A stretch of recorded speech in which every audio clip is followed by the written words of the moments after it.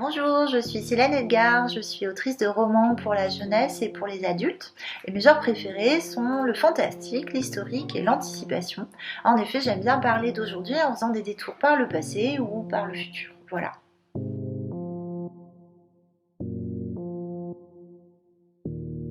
Alors mon dernier roman en date, c'est un roman pour les petits. C'est la première fois que je tente ça, mais je pense que ce sera pas la dernière. Ça s'appelle On a tué la petite souris et c'est paru chez Scrinéo. Et ça a été illustré par Noémie Chevalier, qui a fait un super travail comme vous pouvez le voir. Donc comme le titre l'indique, c'est l'histoire de la petite souris qui est morte et Louane va devoir la remplacer avec l'aide de son chat Smoke parce que évidemment si on remplace pas la petite souris, qui est-ce qui va venir apporter des pièces en échange des dents? C'est la catastrophe. Donc je vous conseille vraiment de lire ce petit texte que j'ai pris grand plaisir à travailler avec Scrinéo.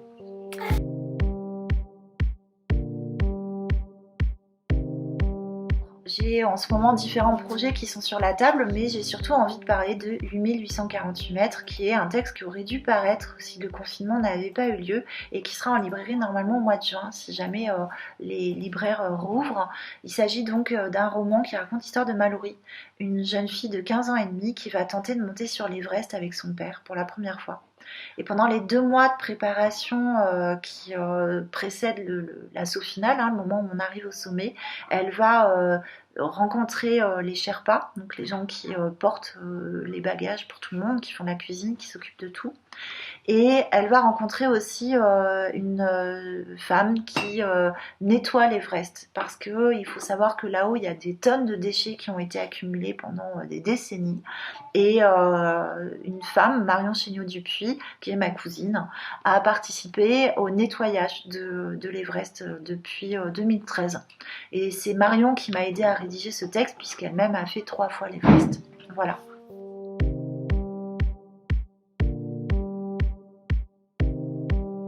Alors je vous conseille vraiment de lire Maëlys Duval et en particulier les Scrops. Maëlys, c'est une autrice absolument géniale qui est capable de faire différents types de textes et là qui s'amuse avec quelque chose d'assez drôle.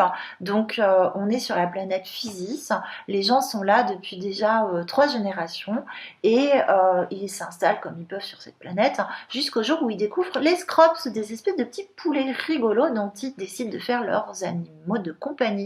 Sauf que c'est une mauvaise idée, voilà, comme vous auriez pu vous en douter. Donc c'est publié par Géphir, qui est une maison d'édition assez récente et que j'adore. D'ailleurs, j'aurais confié un de mes textes. Je vous conseille vraiment d'aller voir ce qu'ils font.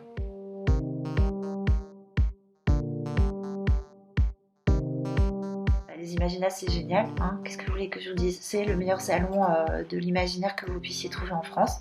C'est là qu'on s'amuse le plus, c'est là qu'il y a le plus de choses intéressantes et je suis hyper déçue de ne pas y aller cette année. Voilà, donc je compte bien me rattraper l'année prochaine.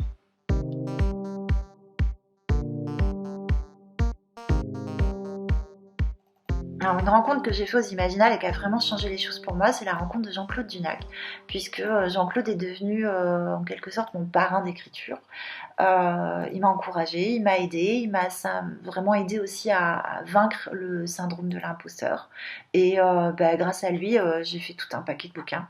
Donc je suis très très contente de l'avoir rencontré aux Imaginales. Voilà, je te fais plein de bisous Jean-Claude, et j'espère que vous allez lire des livres parmi son imposante bibliographie.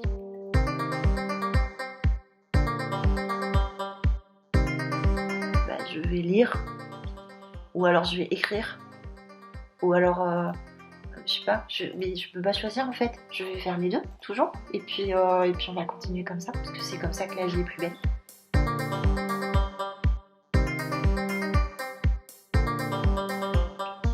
Alors, je fais quoi contre la page blanche? D'habitude, je ne connais jamais le syndrome de la page blanche. J'écris beaucoup et j'écris quand je suis prête. Et puis là, depuis le début du confinement, j'arrive pas à me concentrer. Je suis bloquée, j'ai vraiment du mal. Du coup, qu'est-ce que je fais? Je réponds à des interviews en attendant. Voilà.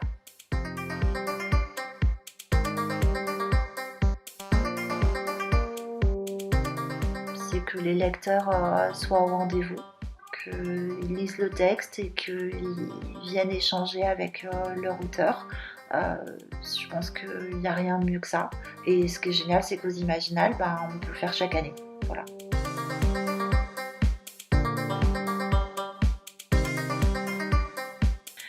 conseil pour les écrivains qui débutent, là pendant le confinement, qui en profitent pour commencer à faire leur premier roman, ce sera de profiter de ce moment-là pour aussi le corriger, pour le retravailler. Quand vous voulez publier un texte, vous vous adressez à un lectorat qui attend un texte fini, un texte propre, qui soit vraiment au mieux de ce que vous pouvez faire. Et je pense que vous-même, ça vous aidera beaucoup à progresser, à avancer, que de le corriger et de le peaufiner au mieux.